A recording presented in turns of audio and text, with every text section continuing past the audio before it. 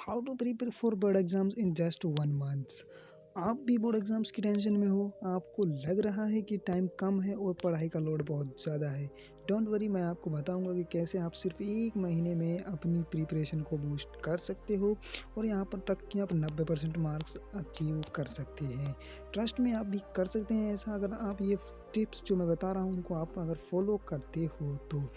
जैसे कि आप सभी को पता है कि मार्च की स्टार्टिंग में आप सभी के एग्ज़ाम्स हैं और यहाँ पर जो है कि लगभग 1 महीने का ही जो टाइम जो बचा है, तो इस वीडियो में आपको स्टेप बाय स्टेप बताऊंगा कैसे आपको अपनी स्टडी रूटीन को ऑप्टिमाइज़ करना है, कैसे स्ट्रेस हैंडल करना है और कैसे अपनी वीकनेस को टारगेट करें ताकि आप बोर्ड एग्ज़ाम्स में टॉप मार्क्स ला सकें। सबसे पहले हम बात करते हैं कि स्टूडेंट को एग्ज़ाम्स के टाइम कैसा फील होता है। आपको लगता है कि टाइम बिल्कुल नहीं मिल रहा है और हर दिन ज़्यादा से ज़्यादा टेंशन हो रही है आपको। तो आपको सबसे ज़्यादा तो टेंशन फ़ील होती है अब एग्ज़ाम्स के टाइम पर। मैं आपको बताऊँ, आपको लगता है कि अगर आज एक चैप्टर क्लियर आपने नहीं किया तो आप शायद ही कल नहीं कर पाएँगे। पर मैं आपको ये कहना चाहता हूँ कि आप ये सब नॉर्मल है, बट अगर आप सिंपल दिमाग से अगर आप सोचते हो सब चीज़ नॉर्मल है। आपको पहली बात तो मैं बात क्लियर कर देता हूँ, इसमें बाद में टिप्स बताऊँगा कि आपको सबसे पहले तो दिमाग से टेंशन निकाल देनी है कि बोर्ड एग्ज़ाम्स भी कोई ख़तरनाक चीज़ होती है। बिल्कुल नॉर्मल चीज़ है। बोर्ड एग्ज़ाम्स का प्रेशर सब पे होता है और ये सबको फेस करना पड़ता है, लेकिन अगर आप अपनी प्लानिंग सही से करेंगे तो आप 1 महीने के अंदर आप बहुत ही ज़्यादा काफ़ी टाइम होता है ये, आप अपने स्ट्रेस को मैनेज कर सकते हैं, अपनी वीकनेस को स्ट्रेंथ बना सकते हैं और अपनी पढ़ाई को स्मार्टली ऑर्गेनाइज कर सकते हैं। सबसे पहले अपना स्टडी प्लान बनाइए। आपको ये प्लान बहुत ही ज़रूरी बनाना चाहिए कि प्लान से अगर आप काम करते हो तो यहाँ पर आप बहुत ही बढ़िया तरीके से स्टडी को कर सकते हो। अगर आप 5 घंटे का स्टडी प्लान बनाते हो लेकिन आपकी डेली शेड्यूल में 3 घंटे ही अवेलेबल हैं तो वो फेल हो जाएगा। मतलब आपको जितना मतलब चाहे कम हो या ज़्यादा हो, मतलब आपने डेली रूटीन के हिसाब से आपको प्लानिंग करनी है। मतलब आपको ज़रूरी नहीं कि आपने प्लान तो बना लिया 5 घंटे का, बट आपके पास है नहीं 3 घंटे भी पढ़ने के लिए। तो आपको अगर 3 घंटे हैं तो 3 घंटे का ही फिक्स टाइम आप ले सकते हो, तो उससे आपको जब कोई ज़्यादा परेशानी वगैरह जो है नहीं होगी। तो मतलब फिक्स तरीके से आपको चलना है। तो सबसे पहले अपना डेली स्टडी टाइम डिसाइड करें और आपको सुबह का टाइम यूज़ करना है। मतलब जो है मॉर्निंग का टाइम जो है उसको आपको यूज़ करना है। वो आप सभी को पता होगा कि इवनिंग और आफ्टरनून का जो टाइम से सबसे बेस्ट टाइम होता है अर्ली मॉर्निंग का जो टाइम होता है। जब आप फ्रेश हो 2-3 घंटे मॉर्निंग में स्टडी करके बाकी दिन का टाइम रिवीजन और चीज़ें आप इस पे फ़ोकस कर सकते हो। जैसे मैं बताऊँ, मैं मॉर्निंग का जो टाइम है वो बहुत ही पीक टाइम होता है। एक तरीके से आपको मैं बताऊँ कि यहाँ पर जो पूरे दिन में अगर जितना पढ़ा हुआ आप दिन के 5 घंटे और वहाँ मॉर्निंग के अर्ली मॉर्निंग के 20 मिनट आपके बराबर हैं। इस तरीके से आपको अर्ली मॉर्निंग में ज़्यादा ध्यान देना है। और आगे बढ़ते हैं, अगर कोई सब्जेक्ट आपको मुश्किल लग रहा है तो उससे सुबह के फ्रेश हाउस में आप पढ़ें। जैसे फिजिक्स या मैथ तो ज़्यादातर आप सुबह ही अर्ली मॉर्निंग में ही पढ़ें तो आपको बेहतर समझ में आएगा।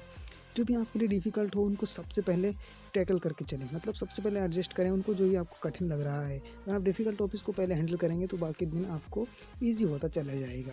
इस तरीके से आपको रिवाइज़ वगैरह जो है करना है। आपको सिर्फ रीडिंग नहीं, एक्टिव रिवीजन करनी है। मतलब आपको पढ़ना ही पढ़ना नहीं है, पर आपको उसको करके भी देखना है। प्रैक्टिकल राइटिंग इस तरीके से प्रैक्टिकल चीज़ ही हमारे दिमाग में बैठती है। अपने नोट्स को देखें, फिर अपने वर्ड्स को एक्सप्लेन करें और यहाँ पर अगर आप एक्टिव रिकॉल करेंगे तो आपको बेटर रिटेंशन मिलेगा। एक और टिप है स्पेस्ड रिपीटेशन। आज जो आप पढ़ रहे हैं उसे 2 दिन बाद रिवाइज़ करें। इससे आपको अच्छा लॉन्ग टर्म मेमोरी मिलेगा।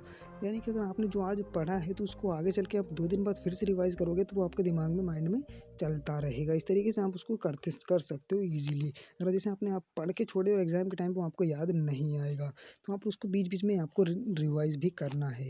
आपको अपनी स्टडी रिसोर्सेज़ को लिमिटेड करना होगा। बहुत ज़्यादा बुक्स या ऑनलाइन रिसोर्स से कन्फ्यूज़ ना हो।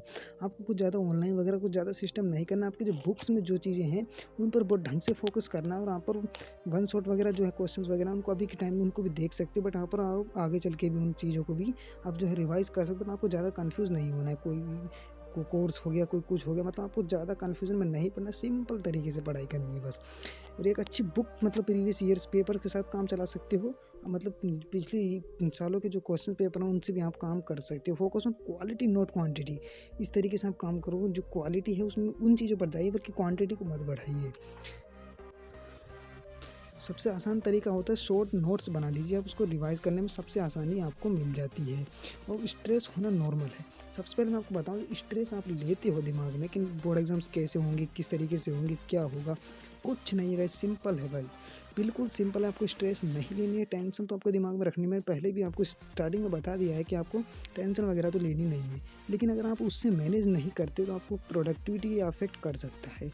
अगर आप टेंशन अपने दिमाग में बना लेते हो तो बहुत बड़ी टेंशन आपके सामने बन जाएगी। तो सबसे पहले स्ट्रेस को एक्सेप्ट करना सीखें, मतलब स्ट्रेस को कम करना बिल्कुल ईजिली तरीके से आप सीखें। पहले जब आपको लगता है कि थोड़ा ज़्यादा प्रेशर हो रहा है तो ब्रेक्स लेना बहुत ज़रूरी है। जो पोमोडोरी टेक्निक होती है उसको आपको अपनाना है। आपको 30 मिनट पढ़ना है तो 5 मिनट का रेस्ट भी आपको लेना है। अगर आप डीप ब्रीदिंग एक्सरसाइज मेडिटेशन तो करके आप चलते हो तो आपको बहुत ही बढ़िया रिलैक्स होगा और उससे आप वापस से फोकस कर पाएंगे। मोटिवेशन के लिए स्मॉल अचीवेबल गोल बनाएं। अगर आप हर दिन एक चैप्टर कंप्लीट करते हैं तो हर इवनिंग में अपने आप को रिवॉर्ड देना ना भूलिए। मतलब एक चैप्टर, मतलब एक तरीके से आपको गोल को सेट करना है कि अगर मैंने ये चैप्टर कंप्लीट कर दिया तो मैं आपको अपने आप को ये इनाम दूंगा। तो इस तरीके से आप लोग आपको आगे की तरफ बढ़ते रहोगे, आपको एक गोल मिल जाएगा। आपको अपनी सक्सेस को विजुलाइज करना होगा। सोचिए कि आपको 90% मार्क अगर आ रहे हैं तो आपके पेरेंट्स कितने प्राउड फील करेंगे। ये विजुलाइज आपको मोटिवेट करके रखेगा। सबसे ज़्यादा तो आप यही सोचें कि अगर मेरे मार्क्स ज़्यादा आए तो मुझे मोटिवेशन मेरे परिवार वालों को ज़्यादा मिलेगी। तो आपके परिवार वालों को किस तरीके का फील होगा ये आप भी सोच नहीं सकते हो। एग्ज़ाम्स के दिन अगर आप एग्ज़ाम के दिन आपको पैनिक नहीं होना है। सबसे पहले आपको अपने अपने पैक्स पर ध्यान देना है। अपने pen, admit card, water bottle, मतलब सभी चीज़ों को आपको, ज़रूरी की चीज़ों के सभी को आपको रख लेना है। एग्ज़ाम पेपर को ध्यान से पढ़ें और उससे ईजी क्वेश्चन पहले करें और टफ क्वेश्चन बाद में करें। मैं सबसे पहले बता देता हूँ आपको, मतलब पहले तो स्ट्रेस नहीं लेना है किसी चीज़ का भी। सिंपल तरीके जैसे आप नॉर्मल है, मतलब एक तरीके का आपको स्कूल टेस्ट दे रहे हो इस तरीके से काम करना है। और जब आपके सामने क्वेश्चन पेपर आ जाए तो सबसे पहले आपको क्वेश्चन को पढ़ें, ध्यान से पढ़ें और इजी क्वेश्चन को पहले करें। जो आपको टफ लग रहे हैं उन सभी क्वेश्चन को आप बाद में करें। तो इसके बाद में आपको आसानी हो जाएगी आगे करने की। तो स्ट्रेस की बजाय काम रहना, आपको शांत रहना बहुत ज़रूरी है। अगर एग्ज़ाम्स के टाइम आप थोड़ा नर्वस फील करते हैं तो डीप ब्रीथ्स लें। अपने आप को याद दिलाएं कि आपने इतनी मेहनत की है और आपको कॉन्फिडेंट होना चाहिए।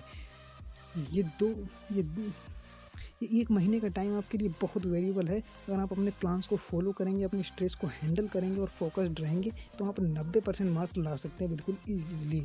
याद रखें, हार्ड वर्क और स्मार्ट वर्क दोनों का कॉम्बिनेशन ज़रूरी है। आप अपने गोल्स को अचीव कर सकते हैं, बस अपनी एफर्ट्स पर बिलीव करें।